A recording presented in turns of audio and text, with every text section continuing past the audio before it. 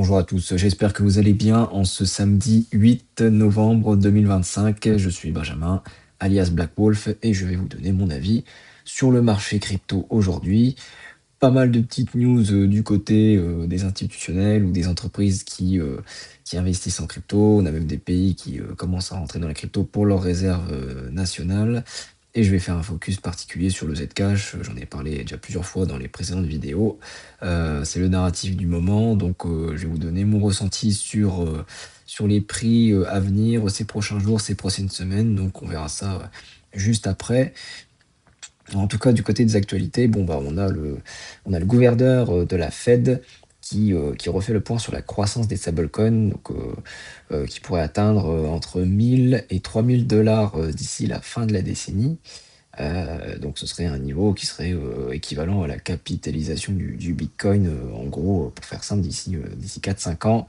Donc ça montre que les stablecoins, c'est une dynamique qui est lancée par les États-Unis, par le Genius Act, et que eh ben, ça va devenir quelque chose d'incontournable d'ici les 5 prochaines années, qui sera vraiment adopté.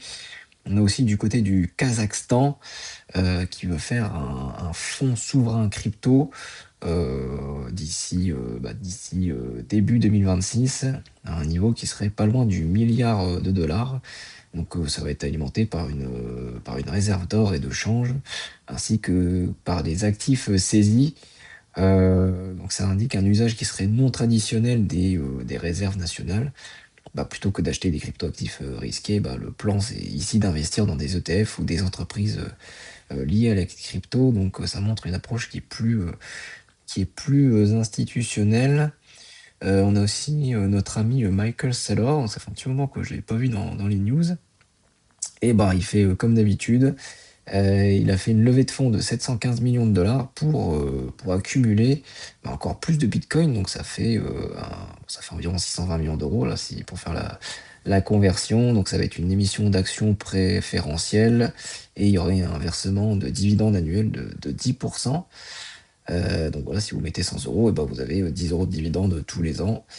Et ça, bah, c'est une stratégie bah, qui est employée par MicroStrategy, enfin même je dirais plus stratégie aujourd'hui, c'est le nouveau nom. Donc voilà, le but, c'est d'accumuler encore plus de Bitcoin et puis de les garder sur le long terme. Donc il y a une stratégie d'accumulation qui ne déroge pas à la règle. On a ensuite du côté de Polymarket, on apprend que bah, au final, il y aurait un quart des volumes de trading qui seraient faux sur Polymarket au niveau des volumes. Donc, bah, si vous regardez les volumes, et ben, en fait, il y a un quart qui sont fake, qui sont en fait des achats-ventes entre des comptes liés. Et c'est un phénomène qui est encore plus présent dans des semaines de pointe, donc ça peut atteindre jusqu'à 60%, c'est marqué sur l'article, 60% des transactions qui seraient fausses, et c'est surtout sur des marchés liés au sport et aux élections. Tout ça parce que ce serait facilité par une absence de KYC, donc au final, bah, on peut avoir plusieurs fois la même personne qui donne un pronostic dessus, donc bah, c'est un peu comme les États-Unis, quand il faut aller voter, bah, on regarde pas forcément la pièce d'identité, et puis ça fausse au final les statistiques. On arrive enfin sur un sujet bah, qui va nous concerner après, c'est le Zcash qui retourne dans le top 20 des cryptos, qui s'est envolé de plus de 1200% là, dernièrement. Et on a une capitalisation qui est au niveau bah, pas loin de 10 milliards de dollars. Donc c'est une accélération qui montre un regain d'intérêt pour l'infrastructure de confidentialité. Et donc, ouais, bah là, c'est vraiment l'infrastructure qui est là actuellement. C'est le narratif du moment. Donc, j'en ai parlé. Il y avait le Zcash, il y a le Dash, il y avait quoi encore? Il y a Monero aussi qui était premier là aussi depuis longtemps historiquement. Mais là, le Zcash a dépassé tout le monde. Il a rattrapé clairement son retard. Et puis là, c'est le premier dans le narratif de la confidentialité. Et on a un dernier sujet. Bon, bah, c'est sur le niveau des ETF qui remonte après 6 jours d'outflow. On a enfin une journée d'inflow, donc on a eu un flux de 240 millions, donc là c'est la donnée de jeudi de cette semaine, donc ça rompt avec la série négative dernièrement, donc Donc ça, on est toujours dans un contexte d'incertitude par rapport au shutdown, au gouvernement américain. Donc ça a pesé dans la confiance des investisseurs, mais voilà, c'est pas, à sens unique, il y a des flux, sortants, des flux entrants et je vous avais montré dans la vidéo d'hier que, bah, globalement sur le mois d'octobre, on était bon, heu, on était vraiment bon donc même sur l'année de manière générale, les ETF, bah, il y a une dynamique haussière donc s'il y a des prises de profit et ben, c'est pas étonnant. On va arriver sur l'état du marché là globalement sur la journée. Bon, bah, on a eu un fort rebond là depuis hier après-midi.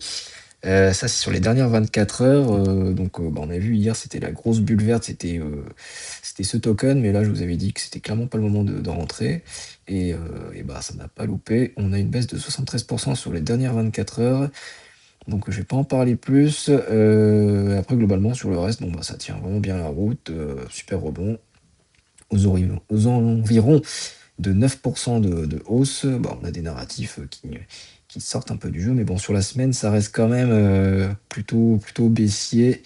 Mais il y a quelques narratifs qui sortent du lot. Bon, bah, on a notre Zcash, hein, bien sûr, qui est présent. On a tout ce qui tourne autour de l'IA. On a l'ICP là qui revient bien, dans la hausse quand même. Là, sur le mois, on est à 95 de hausse. Aussi dans l'IA, on a le FET qui ressort bien, qui avait bien dumpé là dernièrement. Je me rappelle, mais là, il est en train de récupérer un petit peu de sa baisse. On a le fil aussi qui a un vieux projet, mais qui reste quand même à 10 de baisse sur l'année. Donc, à voir si ça se retourne. Mais là, quand même, depuis plusieurs années, ça ne fait que baisser parce qu'il y a une pression, avec la tokenomics qui est pas terrible. Donc, ça explique cela, mais il peut y avoir des forts rebonds aussi. Donc voilà ce que je peux en dire sur le global. Donc après au niveau du Bitcoin, qu'est-ce que ça donne? Alors non, ça ce sera après. Hop. Au niveau du Bitcoin, on est sur une continuité du rebond. Si je me mets en 4 heures, et ben on est sur des niveaux de prix qui jouxtent notre résistance en bleu. J'en ai parlé déjà plusieurs fois. Donc il y a eu la baisse là du début de semaine. C'est bien le début de semaine, ouais, c'était sur mardi. Donc là on est en train de rebondir. On avait rebondi autour des 99 000 $. On est revenu un petit peu à la baisse aussi hier, sur les 99 000, mais c'est un bon point de rebond pour l'instant. Et là on tient le coup sur les 102 000, on est sur la résistance en bleu. Et je vous avais dit que bah, idéalement il faudrait qu'on clôture la semaine au-dessus de la résistance en bleu. Donc on serait au-dessus bah, idéalement sur les 102 000, 103 000. Ce serait pas mal, donc on va suivre ça prochainement parce que bon voilà, on a encore une bougie rouge en semaine, mais en journalier, on est en train de faire un petit canal ici, donc à voir si ça va vers la baisse. Mais tant qu'on est au-dessus de notre résistance en rouge rosé, on est toujours dans le bull run, hein, donc on est sur une phase de consolidation, en tout cas sur les jours à venir. Donc si je fais un point maintenant sur le THC, c'est le même schéma, on est sur une consolidation qui est ici depuis 4-5 jours maintenant. Si je me mets en 4 heures, bon, bah, dans la même configuration, on a une espèce de W qui est en train de se dessiner. Et puis, idéalement, si on le break à la hausse, les 3000, les 3400, ouais, même 3500, et ben, on irait rejoindre là, le canal des 3700. Donc, ce serait le prochain objectif. Mais c'est une reconstruction qui se refait doucement. On remet les bases. Et puis, idéalement, si ça break vers le haut, là, bah, ça reconfirmerait une dynamique haussière. Et puis, bah, si on repart à la baisse, et ben, on irait revoir bah, les prochains niveaux de support, là, les 2000, les 2900, 3000, allez, si je dois donner une zone, ouais, 2900, 3000, ce serait la prochaine zone de support. Donc à voir ce que ça donne semaine prochaine, parce que là c'est le week-end, il n'y a pas trop de volume. Et je vais arriver sur notre petit Zcash qui m'intéresse parce que ça a pas mal explosé. Ça, c'est une certitude. Et j'avais préparé un petit truc. J'ai utilisé la théorie des vagues d'Elliott. Parce que sur des périodes de forte volatilité, c'est quelque chose qui marche bien, j'ai remarqué. Donc voilà, juste pour faire le point au global.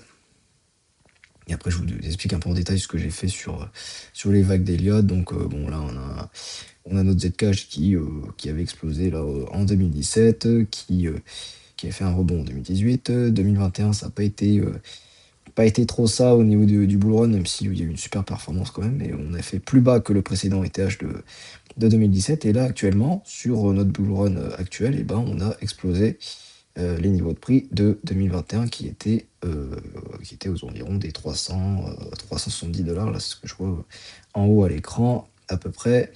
Et là, on est sur des niveaux actuellement de 550 $. Donc, si je me zoome un petit peu plus, on a fait une pointe ici à 744 $. Et puis qu'est-ce qui peut se passer? Qu'est-ce qui peut se passer? Parce que là, on a une forte impulsion haussière.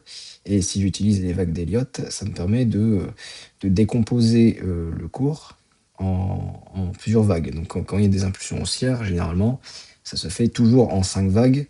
Et puis, c'est quelque chose qui se répète aussi à l'intérieur des vagues. Vous avez une qui est ici, et puis à l'intérieur de la une, vous avez aussi 5 vagues. Et puis après, la correction, en revanche, ça se fait en 3 vagues, en théorie, mais bon, là, je vais regarder que les impulsions haussières, ça fait en 5 vagues. Et aussi, pareil, sur la 3, vous avez 5 vagues, vous avez 1, 2, 3, 4, 5, comme ça. Donc moi, je pars du principe qu'on est sur une correction qui débute, qui va arriver sur une carte. Donc je pense que le support en fait qu'on a regardé là, le support de la 4, ce serait le précédent ATH, donc ça veut dire que ce serait les 300, éventuellement vers les 370 $, voire les 400 $. Il faudrait prendre le Fibonacci, pardon, pour regarder exactement. Je vais pas le faire ici, mais je pense que, de toute façon, on va pas écraser la 1 qu'on avait là. Et je pense que la 2, elle était quand même assez faible comme correction. Donc en général, quand on a une 2 faible, on a une 3 qui est beaucoup plus forte, enfin une 4 qui est beaucoup plus forte. Donc ce serait pas étonnant qu'on revienne sur les niveaux des 450, des 400 $ même. Donc ce que je peux dire là-dessus, sur la correction de la 4, c'est que ça commence à démarrer et que, bon là je l'ai mis un peu au hasard, mais dans ces prochains jours, je pense qu'on aura la correction vu la forte hausse, il y aura des prises de bénéfices. Et puis après, en théorie, dans les vagues d'Elliott, il y a une 5e vague. Une autre impulsion haussière qui va venir. Donc ça, en général, cette 5, alors ça dépend, elle peut être au niveau de la 3, elle peut être tronquée, ou même dépasser la 3. Donc ça, c'est à voir. Il faudrait que je fasse un petit point sur les possibilités. Là, je vous donne vraiment grossièrement ce qui va se passer, mais moi, ce que je pense là ces prochains jours, c'est que ça va corriger, ça va continuer à corriger, et il y aura une impulsion haussière. Donc on pourrait retrouver des prix supérieurs à 600 $, je pense. Donc on pourrait retrouver des 30%, je pense, facilement. Ouais, 30% par rapport au prix actuel, mais si ça continue à corriger, on pourrait même avoir du 40%. Donc c'est à voir, surtout que c'est le narratif du moment. Faut regarder ça ces prochains jours. On va surveiller ça parce qu'il y a de la volatilité, donc ça c'est super intéressant.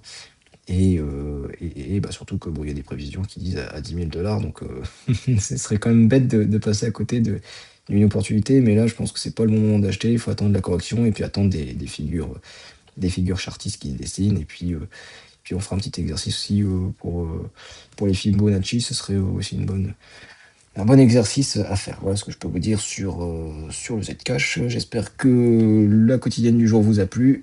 Si c'est le cas, mettez un petit like, abonnez-vous pour ceux que ce n'est pas fait, ça donne du courage, de la motivation et ça fait plaisir. Et puis je vous dis à demain. Très bonne journée, ciao, bye.